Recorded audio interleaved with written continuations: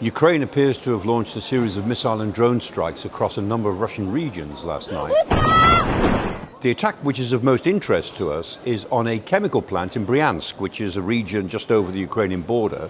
And it's a very big chemical plant that produces explosives, gunpowder, solid rocket fuel. And so this big plant appears to have been hit by a number of missiles, most of which the Ukrainians have said are Storm Shadow missiles, or Scalp, which is the French version of the Storm Shadow. And it's quite unusual for Ukrainian authorities, in this case the General Staff, to actually say immediately afterwards that this attack has taken place and we used Western weapons, Storm Shadow weapons, to do it. The fact that the Ukrainians have made it very clear so soon after the attack that it was a successful attack carried out with British Storm Shadow missiles is indicative of the fact that the Ukrainians want to show, after the very bad meeting that Zelensky had with Trump in the White House, that the Europeans are thoroughly backing the Ukrainians. And in a way, by using Storm Shadow, the Ukrainians are implicating the British in the continuation of the war as far as Ukraine is concerned. And that exactly is what the British government is saying, that we are helping Ukraine in every way we can think of,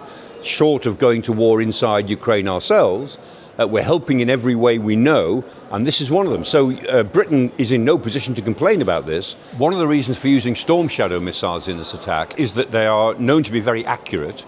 They can carry quite a big warhead. The drones are less accurate, and if you get enough Storm Shadows on a big target like a chemical plant, then you've got a good chance of putting that plant out of action, maybe for quite a long time. The Ukrainians have never confirmed their previous use of Storm Shadow, but we know from Russian evidence, looking at the debris, that they have been used in attacks inside Russia.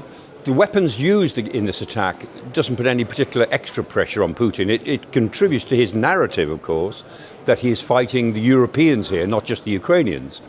But the pressure it puts on Putin is actually a more physical one of losing a major factory that is supplying rocket fuel and chemicals for explosives at a time when he's going through them at an enormous rate.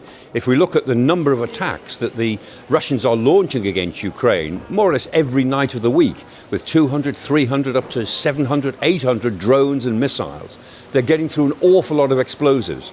And the Bryansk factory, as far as we can tell, was one of the major producers of the chemicals required for those bombs and explosives. So it will have an effect on the supply chain that the Russians rely on. Will it surprise Putin? No. Will he make the most of it in propaganda terms? You bet.